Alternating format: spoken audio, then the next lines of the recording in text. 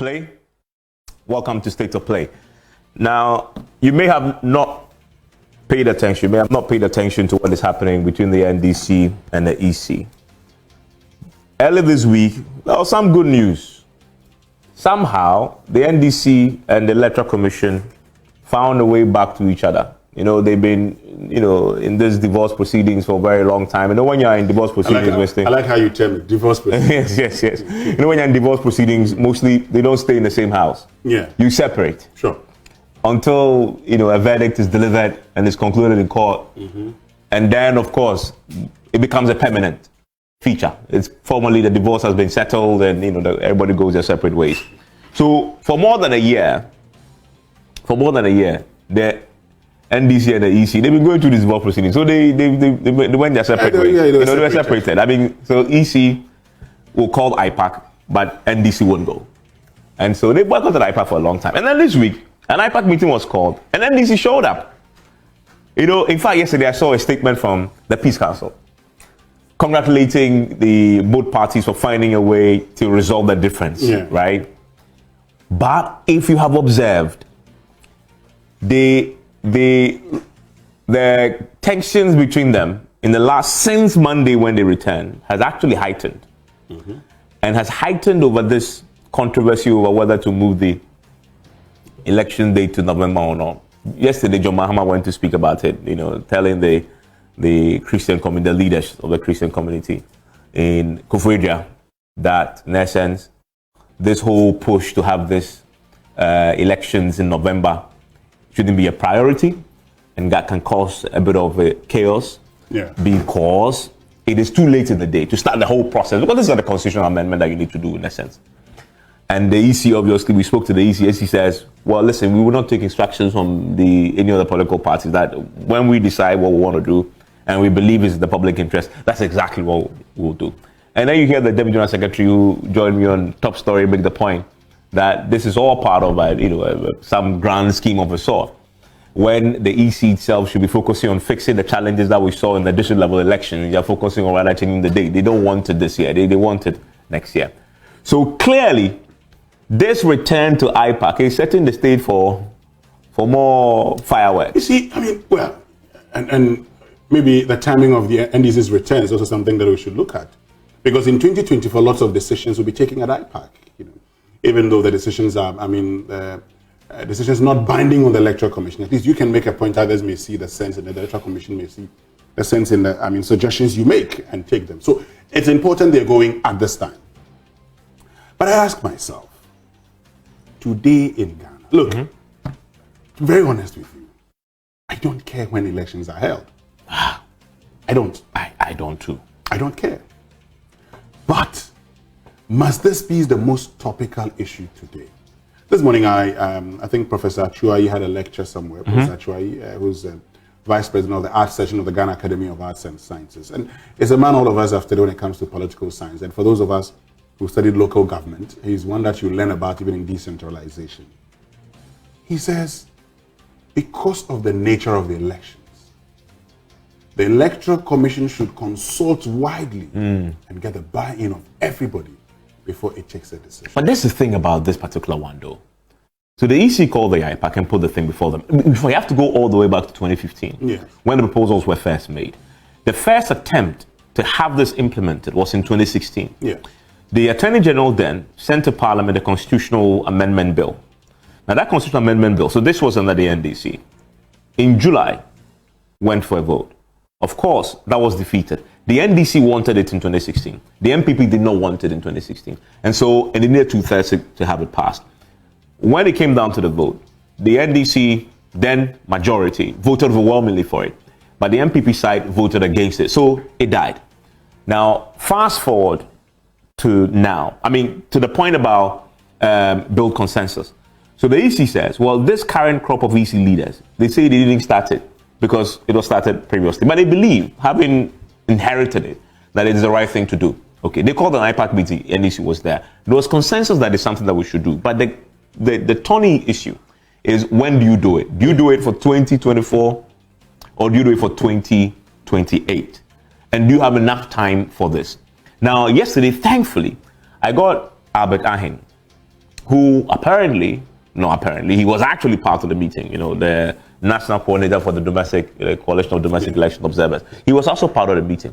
And then he says that, what I just said, that they actually agreed that the EC should start the process if they can conclude the processes before November 7, go ahead and implement. If you can't conclude it, then take it to 2028. That, he says, is what majority of the people in the room Did the agree. NDC also say they wanted it in 20 now? But the NDC is very categorical on this matter. Not this year. We are not opposed to the idea, but not this year. You see, Evans, and this is the point, you need 2/3 majority. As the reason it didn't work the last time. This is it for me. This EC can actually agree for it to take effect in 2028. Let's amend it. And the start date is today. You can do it. If you do it now, you don't have a problem.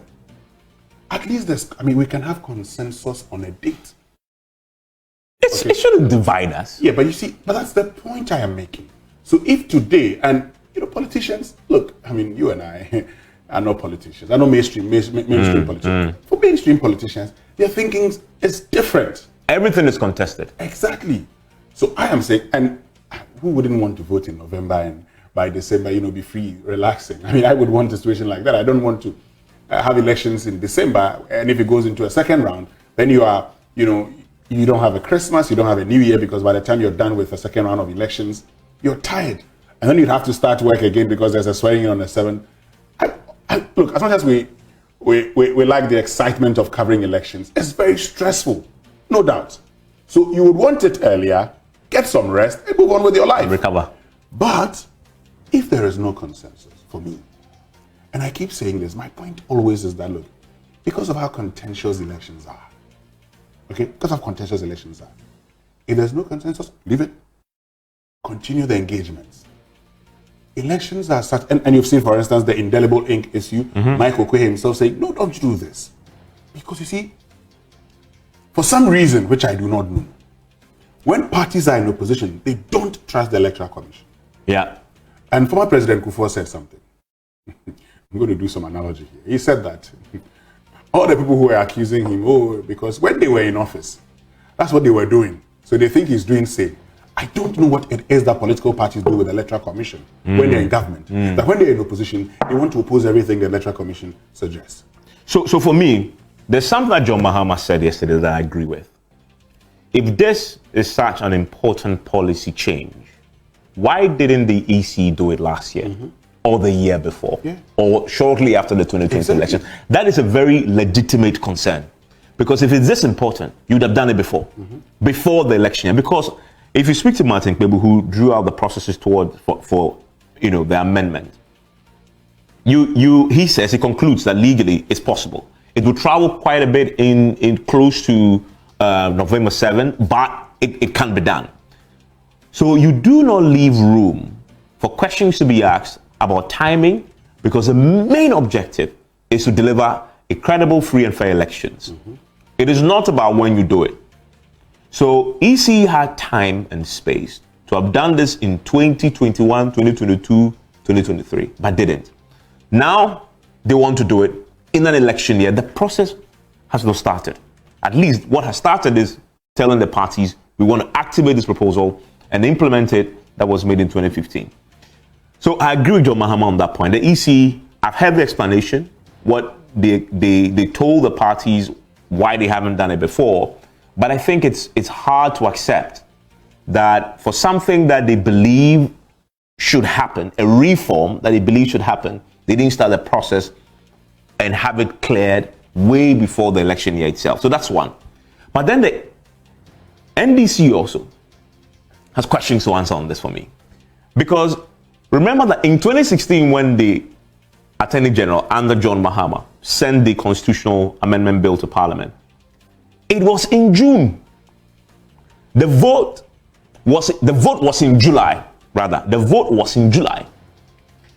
And July to December 7 is what? 5 months. 5 months. So if in 2016 they were okay to have it decided in July, why are they opposing it when this time the process is starting, let's say, in February?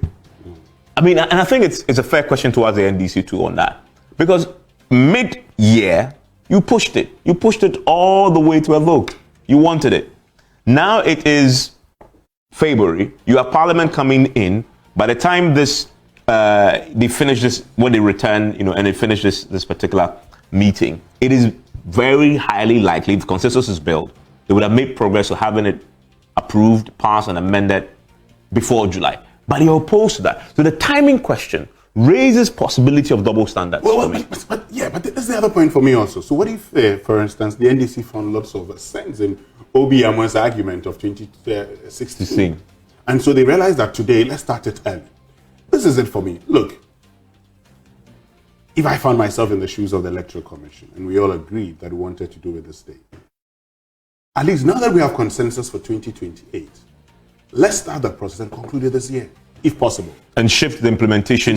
I mean, I am no lawyer. If possible, let's fix it and say for implementation in 2028. And let's start. Yeah. Okay, and let's start. It's as simple as that. Let's start and move on. It won't kill anybody. It won't kill anybody. If you move it, if you change the date. And also, you could also have a situation where, listen, we have not implemented it since 2015. If it's going to be an issue, let's take it out of consideration for now. Immediately after 2024, December 7th, immediately we'll activate it, commit to do that, then activate. So, I would rather, because this really is noise that we don't need. At all. Because it can easily be avoided. It's not a major issue. I mean, if you put in the context of the SDA, they want it, right? But even for them, when you speak to them, they say they don't issue a directive to members not to vote on the day. So they leave it to personal discretion. Exactly. Right? So a lot of them will still go and vote anyway. So that's not a big deal.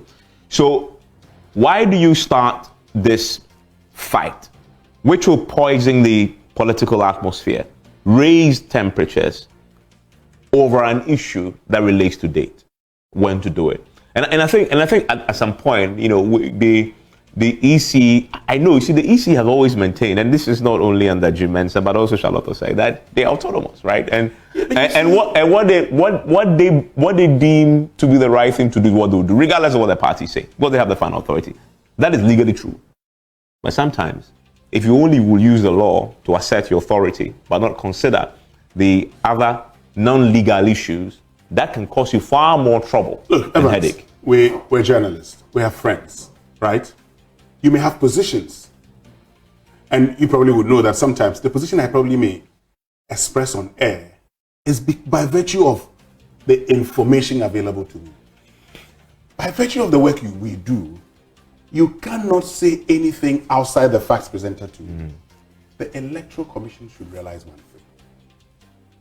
They are there to serve the interest of the citizens of Ghana.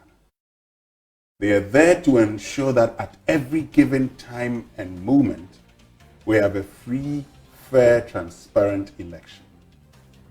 The Electoral Commission should learn that their decisions, as much as they are independent, should be decisions that will not in any way jeopardize the peace and the democracy that we're enjoying. So for me, I do not think this is the most pressing. But we need to also ask the question of the political parties, shouldn't we? Yeah, we should. Because you made the point earlier. Why is it that when a party, the two parties, when they are in opposition, they fight the EC? When they are in government, they are in love with the EC. You see, when you trace that history, it appears that once you're in opposition, you know what they say, if you play the game and you are now sitting on the bench and others are playing, you get uncomfortable. Yeah. You get uncomfortable. So what game is it that when you're in government, they possibly play with the EC, that when they sit on the fence now, they get very agitated? They know. And so every little move by the Electoral Commission is contested. They know. And they challenge it. And then the second leg of this point that you made that I'm picking on is, so is it then possible that The NDC is simply raising and crying foul and shouting wolf when there's actually nothing legitimately there to cry about. You see, Evans, and that is just down to I'm in opposition. And I suspect that the incumbent may be working with the EC on something. In 2006, and I did an editorial then, and I actually questioned why the NPP kicked against something all of us had said should be the case. Because we had all said, why don't you change the December 7th date and everything, get it into November, choose maybe a first Monday or Sunday, a first Monday or Tuesday, let's vote and then move on with life. But, at that time, then the NPP comes forward with the argument that, the timing was what? Because at the time, the NPP wanted to win the election. So I asked the question, didn't you think that you're going to win the election? Or you felt if the election delayed, you would actually stood a better chance of winning? And I would ask the NDC the same question. But you see, politicians are a special breed. You never understand them. You don't know what goes on in their minds. And I do not understand either. I mean, as I sit here, I don't know what they're thinking. But I just have the impression that, look, first the NDC went back to IPAC at the right time. It's an election year. Yeah. So if they had not gone into this particular meeting, their voice wouldn't be heard. Of course, we'll vote against it in Parliament, so that's okay. But the other point is this. Can anything be done about this? The fifth equity letter that I saw was very categorical. It says their position remains that 2028 or nothing else. Yeah. For early voting, early elections. Early elections. So that's it.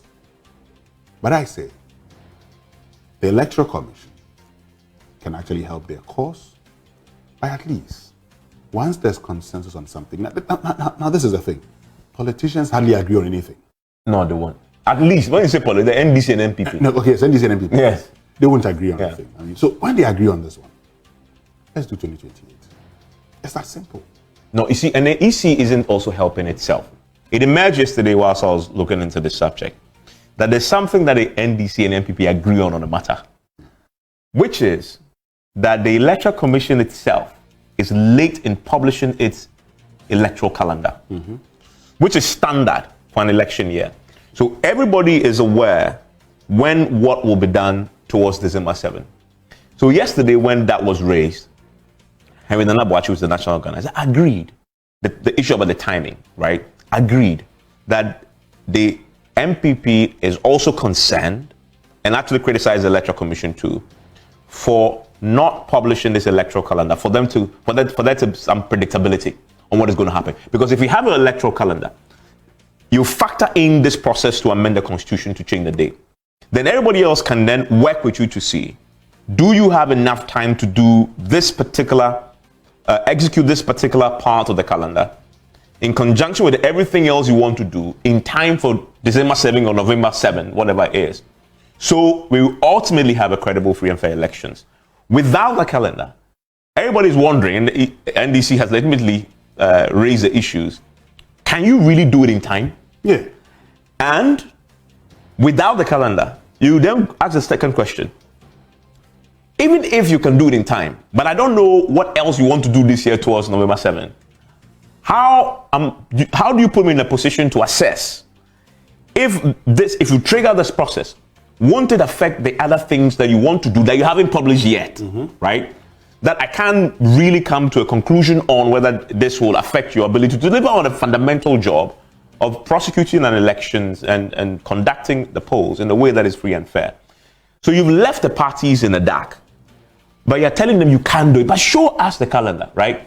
So on the subject of the calendar, in this lateness, the delay, the MPP and the NDC agree on that, right? So there's an agreement there. Yeah. But that then comes to the point about the Electoral Commission and the problems it creates for itself. Because they should have anticipated that, and because of the history we've talked about, the parties in opposition, two main parties, when they're in opposition, every issue will be scrutinized and it will be contested. So you leave no room for the opposition party to have a justification to raise the issues. Now, when you scrutinize, as you are doing, aren't we finding gaps and holes? Exactly. And you see, that then strengthens the point of the NDC. That's the other thing, because look, once you've not, shared your program of activities for the year, and here you are, Evans. I mean, I'm sure all of us who cover elections, by the beginning of the year, you know what it is you want to do. You know that in 2024, and I started the year by telling people, I'm not going to be at the usual gatherings that we have because I have elections. And once I have elections, I can have meetings at any time. So if you don't see me, that's it. How in God's name will the Electoral Commission not share its program of activities by the second month of the year? So is there going to be a limited voter registration or a main registration? I mean, what time is it going to take? Within that period, what is it that the Electoral Commission will be doing? When, for instance, with the political parties themselves, when are they going to be organizing other programs based on even when the Electoral Commission is going to be doing certain things? All of these things would actually affect things here and there. And that's why I think that, look, yes, I agree with, I think that the EC has not helped itself. Yeah. And because the EC has not helped itself, it should just accept the suggestion that this be done in 2028. Let us agree now, we'll do it in 2028. And once we agree, we'll do it in 2028. What we're going to do is that we will make the amendments, we'll do the necessary changes. But then we know we're doing this for 2028. And once we're doing it for 2028, nobody can then come and say, I won't accept it. Because after all, we all agree. You agree. The two main political parties agree. And I don't see any advantage accruing from a November elections to MPP or NDC. I don't see it. Where is the advantage for? Politicians are very funny sometimes. So that what if you do it early, then what happens? In fact, if you do it early, it saves the NDC money because they're in opposition. They should be struggling to raise funds, right? If you do it a month later, you have that month going, you spend more money. So you spend less, at least 1 month less money is saved. So that's one. If you're looking at permutations, okay, what is it that you're looking at? Both sides. One side is encouraging it, one side. So the MPP, what is the benefit for them in early that they're supporting it? There's a lot to it for politicians. I'm sure they are seeing things that we are not seeing. No, they're seeing things that they're seeing things that we're not seeing. And NDC, okay, so what's the downside electorally if it's done November? Do you see anything there that may be some conspiracy? Science-wise, I don't see anything. I'm sure I've answered your question. But in Ghana, the elections are not science. Okay. But when it comes to science, I don't see anything. When I look at it, if you're going to, it would probably be in the NDC's interest the more because of how things are being done currently. So yesterday, got elections early. But you said you've won elections. I won elections. Then you should pray to have it early. To confirm that you're politicians know things we don't know. They think differently from how we would think, and that's why a lot of the times, they'll tell you that you're saying, you don't understand this, you don't understand that. But we don't understand because we are not like them. That's their job. And one of my friends was telling me the last time that, for politics, you have to learn. Take your time, learn, let people show you how it's supposed to be. And once they show you how it's supposed to be, then you can go ahead and say you've perfected it. I don't know what it is that they know. So if I were sent there in my current self like this, I probably would say, why not? I don't have a problem. I would accept it. But I have always maintained also that there should be no sense of extreme doubt about the process. Because, see, and I've said it 1,001 times, I love my life. I want to finish elections and go and sleep in peace. I don't want to finish election and be thinking about what's going to happen tomorrow. I don't like that. And that's why I always say that, look, the Electoral Commission, and this is this one, they are not telling you, it's not like the opposition is telling you, bring the election for they will not take part. You are saying, we wanted to say, we like the dates that we always do elections. That's not a big deal. They say, we like the usual date. It's not a big deal. Let it be done. Because it won't change any, whoever will win in 2024 will win.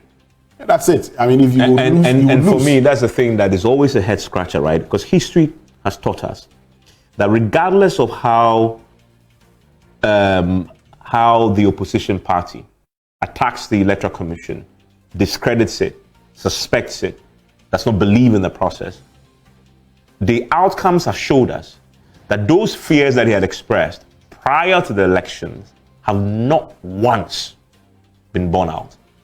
Because, track back, when MPP were in opposition, what did they do against Charlotte Osei? Yeah. In 2016, what did they do against? What did they say against Charlotte Osei?